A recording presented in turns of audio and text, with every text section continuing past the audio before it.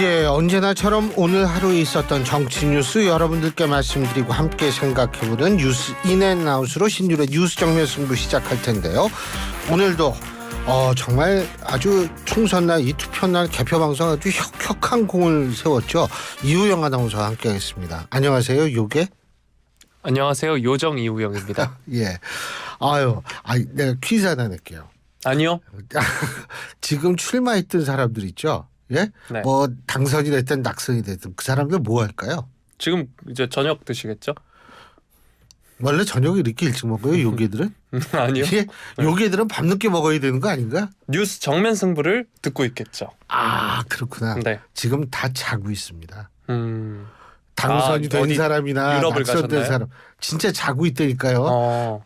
그 선거운동 하느라고 제대로 잠도 못 자고 그랬잖아요. 그래서 지금 다 자고 있는데, 예. 근데 저녁을 몇 시에 먹어요? 저는 7시쯤 먹습니다. 7시에? 네. 그럼 근데 다들 자면 오늘 당선인들 못 나오는 거 아닌가요? 예? 그러니까 이제 깨워야죠. 우리 저 신동진 PD님하고 우리 정 작가님이 깨워야죠. 이제. 모닝콜을 해드려야 돼요. 모닝콜이죠. 네. 모닝 이브닝 콜. 예. 네. 아니 진짜 근데 내가 충분히 이해해요. 잠 하루에 몇 시간 자요? 저 한 5시간? 네. 요정들은 원래 5시간 자요? 그렇죠. 아닌데 요정들은 5시간 자는데 요 괴는 한 밤에는 주로 활동하고 낮에 자지 않나? 저는 요정이니까요. 네. 너무 순진한 눈을 하고서 막 그런 얘기를 하니까 네. 더 이상 할 말이 없어지네. 네. 5시간밖에 안 자요? 네. 왜 이렇게 조금 자요? 그렇게 해야 능률이 오르는 편입니다. 그렇구나. 그래야지 이제 요괴들이 또 먹이를 찾으러 다녀야 될 거 아니야 이거. 아니 좀 아침 너무 제가 퇴근을 늦게 하는 편인데 그래도 아침형 인간으로 살고자 하다 보니까 아침형 인간 그건 자기 생긴 대로 살면 돼요. 내가 우리 YTN에서 5년 동안 아침 방송을 할 때 내가 느낀 건데 사람이 안 바뀌어요. 진짜 사람 안 바뀌어요. 그 라이프 사이클 쉽게 바뀌는 거 아닙니다. 야, 근데 어쨌든 우리 이우영 아나운서가 또 5시간밖에 안 자네. 나보다도 조금 자네. 네. 낮에 근데 막 졸고 그러잖아요. 보니까 방송할 때도 가끔 조는 것 같은데. 제가요? 아닌가? 아니요. 네. 제가 잘못 봤구나. 네, 그런 적 없습니다. 여러분 한번 조는지 안 보는지 보시려면은요.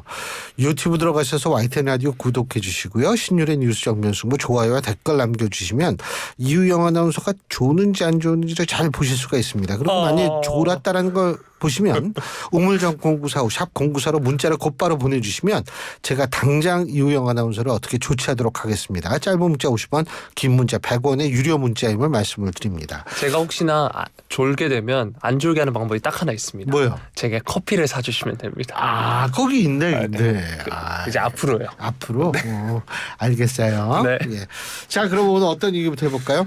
네, 총선 이후 관련 소식들 한번 계속해서 살펴보도록 할 텐데요. 총선에서 뼈아픈 참패를 당한 국민의힘 내부에서 정부 그리고 윤석열 대통령을 향해서 국정 기조 변화를 요구하는 목소리가 지금 터져 나오고 있습니다. 우선 여당의 요구를 국정에 대폭 반영하는 등 당정 관계를 수평적으로 전환하라는 주문이 분출하고 있는데요. 더 나아가서 국민과 직접 접촉면이 더 큰 당이 국정을 주도하는 모양새로 성난 민심을 다독여야 한다 이런 요구도 있습니다. 도봉갑에서 승리한 김재섭 당선인 오늘 KBS 라디오 인터뷰에서 여당의 제일 책무는 대통령실과의 협조보다는 오히려 입법부로서 행정부를 강력하게 견제하는 것이다 라고 하면서 우리 여당은 너무 정부와 대통령실의 종속적인 모습들을 많이 보여줬다라고 평가했습니다. 김재원 전 최고위원의 경우에도 CBS 라디오에서 대통령 스스로가 당을 추스르는 방식이 달라질 수밖에 없는 게 현실이고 그렇게 된다면 관계가 달라질 수 있다. 당에서 요구도 많아질 수 있고 용산 대통령실이나 정부 측에서 당의 요구를 많이 받아줄 수밖에 없는 그런 상황이 될 것이다. 이렇게 내다봤습니다. 또 국민의힘 내부에서는 더불어민주당 이재명 대표와의 직접 대화에 부정적 입장을 보여온 윤 대통령에 대해 전향적 만남을 요구하는 의견도 하나둘 나오기 시작했는데요. 박정훈 송파갑 당선인의 경우에는 지금 제1야당 대표 이준석 대표 조국 대표와 만나야 한다고 하는데 만나는 게 좋다.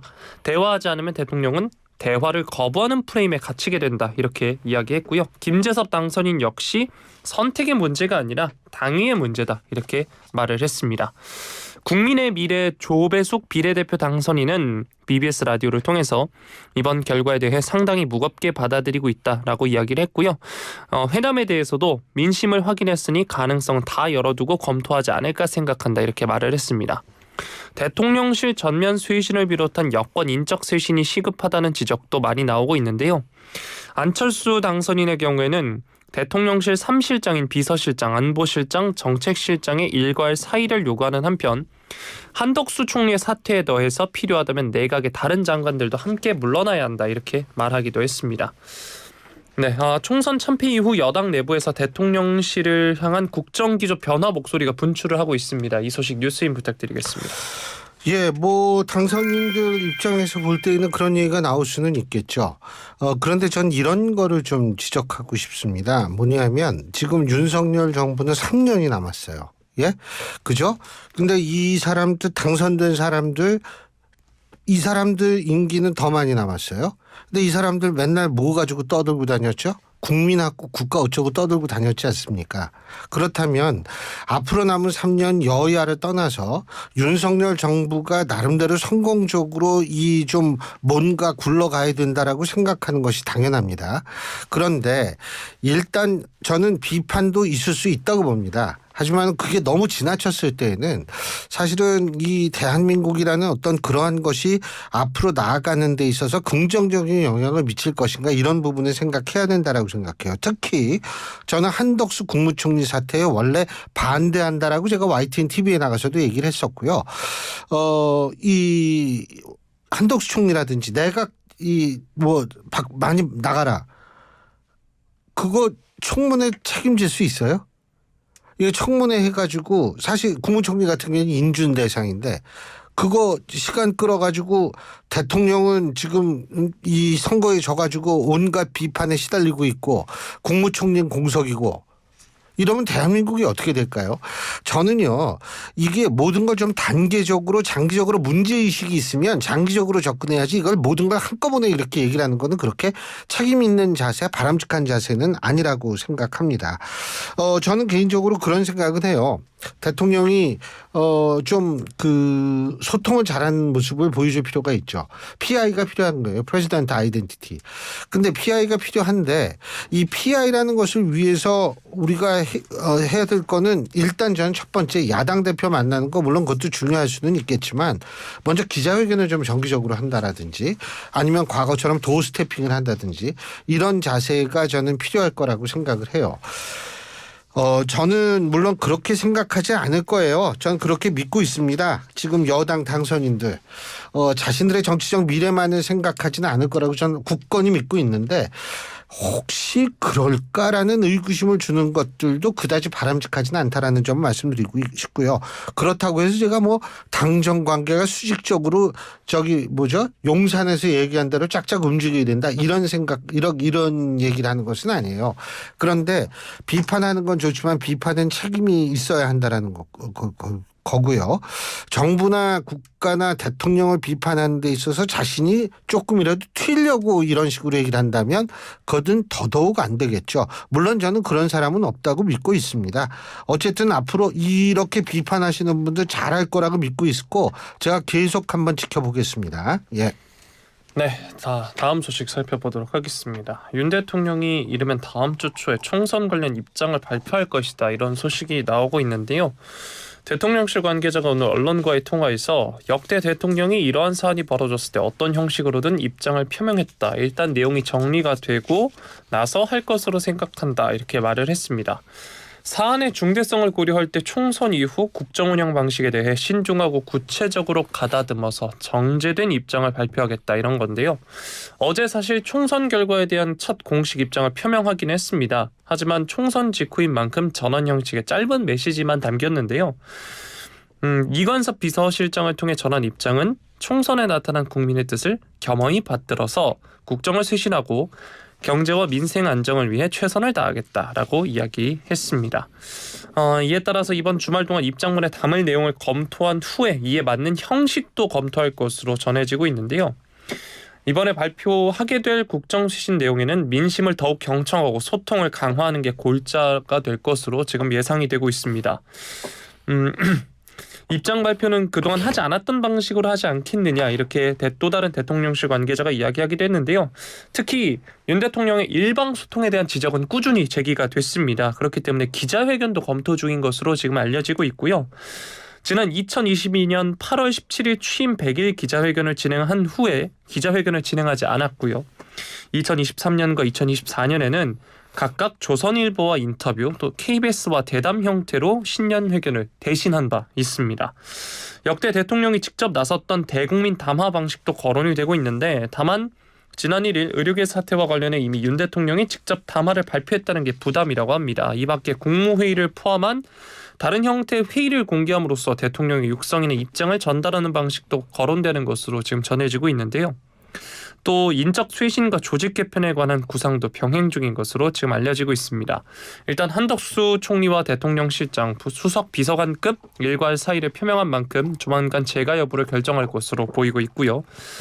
일단 한덕수 총리의 경우 교체가 유력시 되고 있고요. 이번 총선 과정에서 또 해병대 채모상병 사망 사건으로 수사를 받던 이종섭 전 호주 대사 임명과 출국 과정에 사전 사후 대처가 미흡했다는 지적이 많기 때문에 대통령실 관련 인사 이야기도 꾸준히 나오고 있습니다. 그러다 보니까 이제 새로운 후임 총리에 대해서 여러 인물들이 이야기가 나오고 있는데요. 국회 인준이 필요한 만큼 여러 후보군 사이에서도 여야의 거부감이 없는 전현직 국회의원 중 적합한 후보를 물색 중인 것으로 지금 전해지고 있습니다. 자기 의사와 관계없이 거론되는 인물들 소개를 해드리면 주호영 권영세 의원, 홍준표 대구시장, 이주영 전 국회 부의장, 그리고 비서실장에는 장제원 의원, 이동관 전 방통위원장 등이 자기 의사에 관계없이 거론이 되고 있는 상황입니다. 또 수시로 정무 사안을 논의하는 김한길 국민통합위원장은 총리와 비서실장 후보군으로 동시에 이름이 오르내리고 있기도 하고요. 이와 함께 대통령실의 조직 개편도 이뤄질 가능성이 크다고 합니다. 민정수석을 부활한다거나 현 정부에서 폐지됐던 만큼 다른 이름으로 해당 기능을 수행하는 조직을 신설해야 한다. 이런 의견도 나오고 있고요. 또 계속해서 이야기 나오는 제2부속실 관련해서도 관심을 모으고 있습니다. 자, 총선 참패에 있어서 어제 이제 한동훈 위원장의 발언을 소개해드렸는데 모두 본인의 책임이다라고 이야기했지만 대통령 그리고 대통령실에 대한 책임 목소리도 계속해서 나오고 있습니다. 앞서서 여당 내부에서 쓴소리 전해드렸는데요. 대통령이 직접 입장문을 발표할 것으로 보이는 가운데 대국민 담화나 도어 스태핑 같은 이른바 쌍방 소통의 부활 가능성은 어떻게 전망하시나요? 네, 좀 아까 얘기했죠. 내 얘기 안 들었죠. 아니요, 들었죠. 안 들었잖아요. 듣고 있었습니다. 이거 보세요. 이 졸았는지 안 졸았는지 우리 청취자 여러분이 좀 이거 check 해주셔야 돼요. 제 대본 미리 안 보셨죠? 이거 제 대본 미리 안 보셨죠? 조셨죠? 이게 훅 들어오네. 안 봤어요.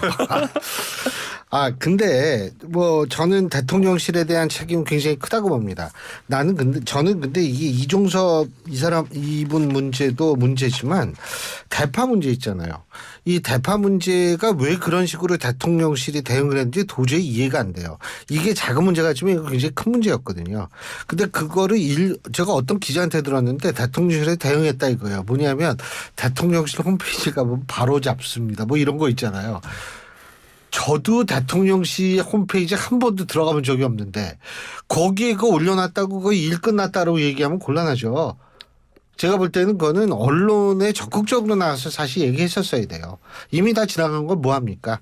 근데 대통령실 저는 문제가 있고 다 바꿔야 된다라고 생각해요. 단지 제가 좀 생각하는 것은 뭐냐면 이번 총선 결과를 면밀히 분석을 한 이후에 사실 대폭적으로 사람을 바꿔야 된다라고 생각하는데 뭘 분석해야 되느냐 그러면 이게 대충 보면은 보수 지지층 중에서 보수적 유권자 중에서도 사실 국민의힘 후보를 찍지 않은 경우가 있어요. 이거는 후보가 문제가 아니거든요. 이 후보가 문제가 아니고 그만큼 대통령실에 있어서의 여태까지의 대응이 문제가 있다고 생각했기 때문에 그리고 그 영향 문제가 있다라기보다는 대통령실이 대응을 제대로 못했거나 무대응으로 했을 때 보수적 유권자마저도 야당의 얘기가 진짜 맞는다라고 생각했을 확률도 높아요.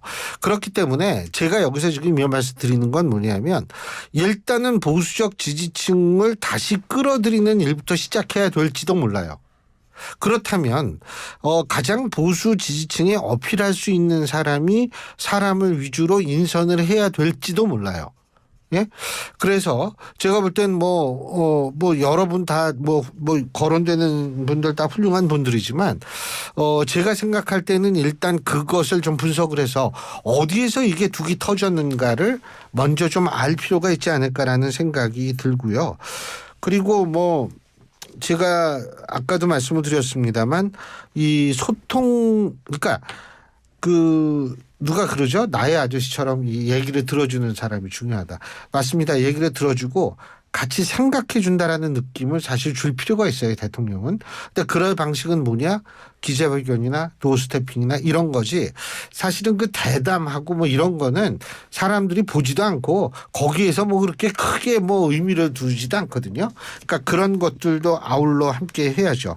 근데 확실한 거는 뭐냐면 잘못 인선을 하면 또 보수층이 야 이건 뭐지? 라고 생각하면 핵심 지지층마저도 이걸 땡길 수가 없어요. 왜 제가 자꾸 핵심 지지층 얘기를 하냐면 한국갤럽의 여론조사 같은 데 있어서의 보수 중도 진보에 있어서의 이 분포를 계속 좀 체크해 보십시오. 우리나라는 보수가 우위 사회예요. 근데 이거 틀어지면 과연 어떻게 될까? 이런 것부터 저는 좀 생각을 해야 될 거라고 봅니다. 네, 앞서서 앵커께서 바로 잡습니다 얘기를 해주셨는데 이제 총선 이후에는 여든 야든 이제 막론하고 바로 잡아야 하지 않을까 싶습니다. 자, 다음 소식 다뤄보도록 하겠습니다. 네. 네, 더불어민주당 이재명 대표 발언들 한번 소개를 해드릴 텐데요. 지난 2년간 대화와 협치, 상생이 실종된 정치로 많은 국민께서 실망하셨다라고 하면서 정부와 여당에게 야당과 대화할 것을 촉구했습니다. 오늘 이재명 대표는 총선 당선인들과 함께 서울 동작구 국립 서울현충원을 방문을 했는데요. 이곳에서 여야를 막론하고 선거에 담긴 국민의 뜻을 제대로 받들어야 한다라고 하면서 말한 겁니다. 회담과 관련한 견해를 묻는 말에 대해선 정치의 근본이 대화와 타협인데 당연히 만나고 대화해야 한다. 지금까지 못한 것이 아쉬울 뿐이다. 이렇게 말을 했습니다. 이 대표는 여야를 막론하고 선거에 담긴 국민의 뜻을 제대로 받들어야 한다. 민생 현장에 있는 국민의 고통을 덜고 경제 위기를 극복하는데 최선을 다해야 한다. 이렇게 말을 했습니다. 국민께서 민주당을 국회 1당으로 만들어주시고 단일 최대 의석이라는 무거운 책임감도 부여하신 만큼 더 낮은 자세로 국민의 충직한 도구가 되겠다는 약속을 지키겠다. 이렇게 이야기했습니다. 이 대표는 회견 후에 현충원에 참배를 했고요. 방명록에는 함께 사는 세상 국민께서 일군 승리다. 민생 정치로 보답드리겠습니다. 이렇게 이야기했습니다. 또 잠시 후에 소개를 해드릴 조국혁신당 관련해서는 이번 12석을 얻었는데 이재명 대표가 윤석열 정권을 심판하고 견제고 새로운 개혁을 해나가려면 한 석도 소홀히 하지 않고 협력해야 한다. 당연히 만나서 대화하고 협의할 것이다. 이렇게 말을 했습니다. 앞서서 여당 내부에서도 윤석열 대통령과 이재명 대표의 만남에 대해 언급을 했는데요. 총선 참패 이후 두 사람의 회담 가능성 어떻게 전망하시나요? 만날 수도 있겠죠. 근데 사실은 야당도 그렇고 여당도 그렇고 지금 전부 만나야 한다라는 얘기를 하는데 전 개인적으로 이렇게 생각합니다. 민주당도 진짜 그 만남을 원할까? 라는 생각을 가끔 해보게 돼요. 저희 개인적인 생각이지만. 그런데 만나는 거 만나면은 얘기를 하겠죠. 그런데 지금 현재 사실은 민주당 내부에 기류가 묘한 기류가 있다라는 얘기 설이 있습니다. 왜 그러냐면은 단독 180석 이상을 생각을 했었다는 설이 있어요. 근데 사실 뚜껑 열어보니까 175석인가 그거밖에 안 되잖아요. 그거밖에 대단한 거지만 어쨌든 그래서 이게 지금 여러 가지 얘기가 나오는 게 10석은 날라갔다. 왜 그럼 예상보다 10석이 날아갔느냐. 이른바 막말 문제라든지 이런 것들 제대로 대처하지 못해가지고 그렇다라는 그러한 불만 섞인 얘기가 나오긴 나온다는 거거든요. 그러면 생각할 때 185석, 175석이나 180석이나 뭐가 그렇게 큰 차이냐. 차이는 크죠. 패스트 트랙 문제라든지 아니면 필리버스터를 단독으로 끊을 수 있다라든지 여러 가지 크기는 큽니다. 하지만 중요한 점이라는 것은 뭐냐면 어쨌든 그래서 제가 볼 때는 이재명 대표가 낮은 자세로 이렇게 하는 것도 그래서 그런 것 아닌가 이런 생각이 드는데 조국 혁신당과의 관계는 내가 다음에 얘기를 하겠지만 어쨌든 제가 볼 때 뭐 만나면은 좋겠습니다만 얼만큼 진심 어리게 만나고 싶어 하는지는 좀 지켜봐야 될 것이다라는 생각을 합니다. 네, 자 다음 소식 살펴보도록 하겠습니다. 앞서서 말씀드린 대로 조국 혁신당 관련 소식인데요. 이번 총선에서 12석을 거머쥐었습니다. 3당으로 올라선 조국 혁신당이 다음 달 말에 개원하는 차기 국회에서 공동 교섭단체를 구성할지에 관심이 쏠리고 있습니다. 대한민국 국회법 제33조를 보면 당적에 관계없이 20명 이상의 의원만 모이면 교섭단체를 구성할 수 있다는 요건을 명시하고 있는데요. 민주당과 합당에는 선을 긋고 있는 조국 혁신당으로선 공동 교섭단체 구성이 이번 선거에서 보여준 돌풍을 원내 존재감으로 연결할 카드가 될 수 있어서입니다. 조국 혁신당이 교섭단체 구성 요건을 충족하기 위해선 8석을 더 확보해야 하는데요. 교섭단체가 되면 각 상임위 특위에 간사를 둘 수 있는 것은 물론 원 구성 시 상임위원장 배분도 받을 수 있기 때문에 원내 영향력이 배가 되고 정당 보조금 역시 확대됩니다. 조국 혁신당이 선거 과정에서 공언한 한동훈, 김건희 특검법 등 각종 대여 투쟁 입법 추진에도 탄력을 받을 수 있고요. 조국 대표 역시 그간 공동 교섭단체 구성 방안을 거론해 오기도 했습니다.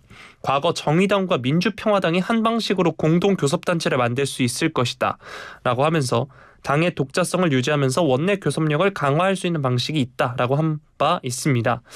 군소정당과 손잡는 시나리오가 거론이 되고 있는데요. 일단 민주당의 비례위성정당인 더불어민주연합에 참여한 군소정당까지 고려를 하면 거대 양당을 뺀 범진보 의석은 진보당 3석, 새로운미래, 기본소득당, 사회민주당 각 1석 등 총 6석입니다. 이에 더해서 시민사회 추천으로 더불어민주연합을 통해 당선된 2명까지 고려하면 모두 8명이 조국 혁신당의 연대 대상에 오를 것이다. 이런 전망이 나오고 있고요. 이른바 의원 꿔주기 형태로 민주당 의원 일부가 합류하는 방안도 시나리오 차원에서 거론은 되나 현재로선 가능성이 크지 않다는 게 당 안팎의 시각이라고 합니다. 정치권 일각에선 향후 조국 혁신당이 친문계, 비명계 규합의 구심점이 될 경우 민주당 이탈자가 합류할 가능성도 없지 않다는 관측이 나오고 있습니다.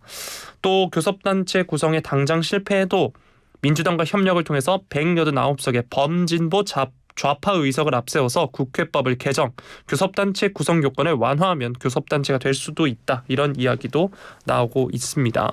공동교섭단체의 경우에 지난 20대 국회에서 2차례 구성된 적도 있습니다. 2018년에 민주평화당과 정의당이 평화와 정의의 의원 모임을 꾸린 바 있고요. 2020년에는 민생당이 무소속 의원 3명과 함께 민주통합의원 모임으로 원내 활동을 한 바 있습니다.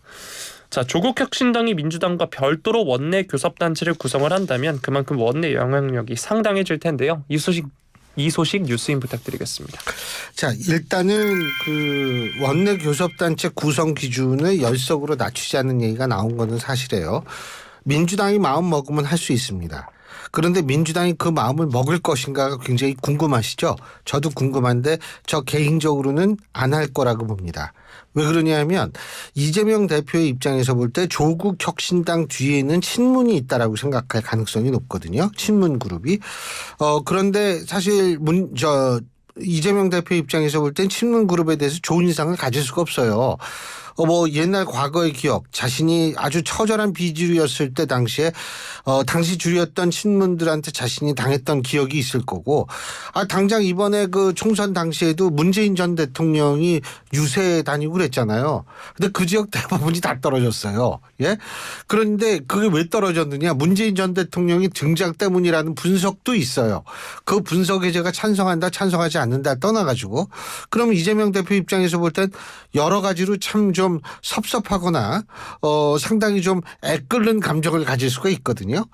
그렇기 때문에 이 10석으로 기준 낮춘다는 것을 지금 당장 생각해 볼 수 없는 첫 번째 이유고요. 두 번째는 뭐냐면 사실 이제 모처럼 그 이재명의 민주당이 됐는데 거기 그 조국 대표를 자꾸 이렇게 좀 부각시켜줄 이유는 없다라고 생각할 겁니다. 뭐 잠재적 경쟁자라고 생각할 수도 있고 뭐 이렇게 생각할 수 있기 때문에 저는 그런 이유에서도 사실은 10석으로 낮춰질 가능성이 크지 않다라고 보고요. 그렇다면 조국 혁신당이 지금 얘기하는 것처럼 공동 교섭단체 뭐 할 수 있죠. 근데 전 가장 현실적인 게 뭐냐면 지금 그쪽에 친문 의원들이 몇 명 있어요. 몇 명 있거든요. 지금 제가 알기로는 민주당 당선인 중에 친명에 해당되는 분들의 퍼센테이지가 한 62% 정도 되는 걸로 알고 있어요. 그럼 나머지 38%는 비명이라는 건데 그 38% 중에 친문 의원들이 있을 거란 말이에요. 이런 사람들과 접촉을 해가지고 원내 교섭단체를 만드는 것. 제가 볼 땐 이게 가장 현실 가능한 얘기라고 전 생각을 합니다. 그리고 전 개인적으로 뭐냐면 새로운 미래. 여기도 이낙연 전 대표 같은 경우에는 문재인 정권 시절에 총리까지 지냈기 때문에 당연히 친문이라고 볼 수가 있는 분인데 뭐 이 새로운 미래 같은 경우에도 같이 합당을 하면은 저는 그런 시나리오가 훨씬 현실적이다. 근데 일각에서 지금 제기된 이유가 뭐냐면 새로운 미래의 김종민 의원 같은 경우에는 더불어민주당 쪽에 좀 관심을 더 두고 있다라는 얘기가 있는데 저는 그거 현실화될 가능성은 크지 않다고 생각합니다. 그건 진짜 설일 가능성이 있다라고 생각하는데 그래서 저는 어쨌든 조국 대표의 입장에서 볼 때에는 본인에 대한 대법원의 최종 판결이 나오기 전에 원내 교섭단체를 일단 만들고 그래서 이 공동 뭐라 그랬죠? 아까 공동 교섭단체 이런 거 말고 이 조국 혁신당 자체적인 원내 교섭단체 만들어서 그걸 좀 탄탄하게 굳힌 다음에 대법원 판결을 기다리는 것이 훨씬 부담 없다. 이렇게 생각할 가능성이 있습니다. 그래서 저는 일단은 새로운 미래 그리고 이 더불어민주당 내에서의 어떤 친문 의원들의 움직임 이런 거를 좀 주목할 필요가 있다라고 생각하는데 한 가지만 더 얘기한다면 총선 끝나자마자 정계 개편 얘기 나온 거 이번이 처음이에요. 야, 희한한 세상이에요. 예, 희한한 세상에 또 우리를 밝게 웃게 해주는 이우영 아나운서는 여기서 작별하겠습니다. 고맙습니다. 고맙습니다. 예.